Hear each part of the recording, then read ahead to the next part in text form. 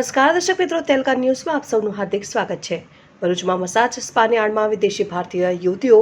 મારફત દેહ વ્યાપાર કરતા એક શખ્સને ઝડપી પાડતી હ્યુમન ટ્રાફિક યુનિટ। ભરૂચમાં પોલીસ મહાનિર્દેશકની સૂચના અનુસાર ગેરકાયદેસર થતી પ્રવૃત્તિઓને અટકાવવા માટે જુદા જુદા પોલીસ મથકમાં સૂચના આપેલ હોય, જે સૂચના મારફત જુદી જુદી ટુકડીઓ કાર્યરત હોય, જે દરમિયાન બાતમીના આધારે હ્યુમન ટ્રાફિક પોલીસે અંકલેશ્વર ખાતેથી પાણી આડમાં ચાલતા એક કૂટણખાનાને ઝડપી પાડ્યું છે। ભરૂચ હ્યુમન ટ્રાફિક પોલીસને પોલીસ મહાનિર્દેશક દ્વારા સૂચના મળેલ હોય કે ભરૂચ સહિતના જિલ્લામાં આસપાસમાં ચાલતા ગેરકાયદેસર ગોરખ ધંધા અને કૂટણખાના પર વોચ રાખવી, જે દરમિયાન હ્યુમન ટ્રાફિકિંગ યુનિટના પોલીસને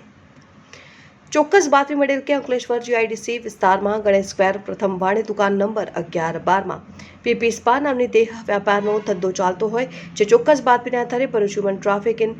યુનિટ દ્વારા પોલીસ રેડ પાડવામાં આવેલ હોય, જે પોલીસ રેડ દરમિયાન વિદેશી થાઇલેન્ડથી એક યુવતી અને ભારતીય 2 યુવતીઓને પોલીસ રેડ દરમિયાન ઝડપી પાડેલ હોય, તેમજ પીપી સ્પાના સંચાલક જે સ્પાના નામે કૂટણખાનું ચલાવતા હોય તેને પણ પોલીસ દરોડા દરમિયાન સંકેત સુરેશ